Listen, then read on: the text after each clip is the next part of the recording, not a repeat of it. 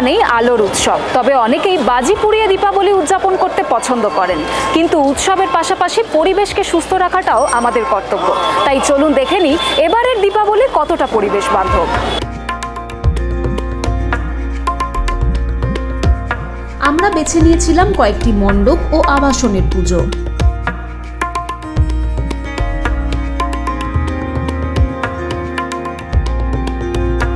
শব্দবাজি বা সাধারণ বাজি নিয়ে মানুষ অনেকটাই সচেতন। পুজো মণ্ডপের উদ্যোক্তা থেকে আবাসনের কর্তৃপক্ষরা পরিবেশ সুস্থ রাখতে নিয়েছেন একাধিক ব্যবস্থা।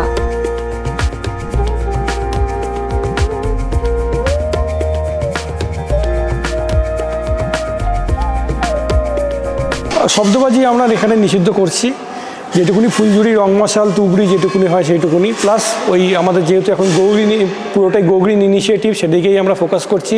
মাইগেটেও আমরা সেই জন্য আমাদের মাইগেট বলে একটা অ্যাপ্লিকেশান আছে, যেখানে আমরা নোটিশ দিয়েছি যে করলে রাত্রি 8টা থেকে রাত্রি 10টা পর্যন্ত, plus from the terrace no fireworks or anything is allowed and nobody is allowed to into the top as well.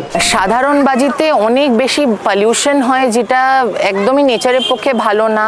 ওর জন্য গ্রিন বাজি নিলে অ্যাটলিস্ট পলিউশনটা একটু কম হয়। যাদের বাজি ভীষণ ফাটাতে ভাল লাগে তাহলে গ্রিন বাজি এখন ইজিলি মার্কেটে অনেক জায়গায় অ্যাভেলেবেল।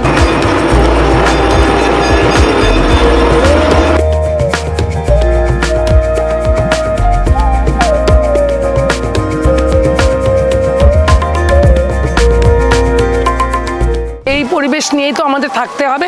এটা তো শুধু একদিনের উৎসব, এরপরে তো সারাটা বছরই আমাদের এ নিয়ে কাটাতে হবে। ছাদ থেকে যেন কোনো রকমের বাজি ফাটানো না হয়। রাত্রি 10টা অবধি টাইম লিমিটটাও আমরা মেনটেন করার যথার্থ চেষ্টা করব। আমি আমাদের ক্লাবের তরফ থেকে সাধারণ মানুষের কাছে আবেদন করব, আমরা যেভাবে বাজির থেকে বিরত আছি, শব্দবাজির থেকে যেভাবে বিরত আছি, সাধারণ মানুষকেও বলবো সেই ধরনের শব্দবাজির থেকে দূরে থাকতে। উৎসবের মরশুমে সারা রাজ্য জুড়ে দূষণের মাত্রা পর্যবেক্ষণ করতে পশ্চিমবঙ্গ দূষণ নিয়ন্ত্রণ পর্ষদের কন্ট্রোল রুম থেকে বিশেষ নজরদারির ব্যবস্থা নেওয়া হয়।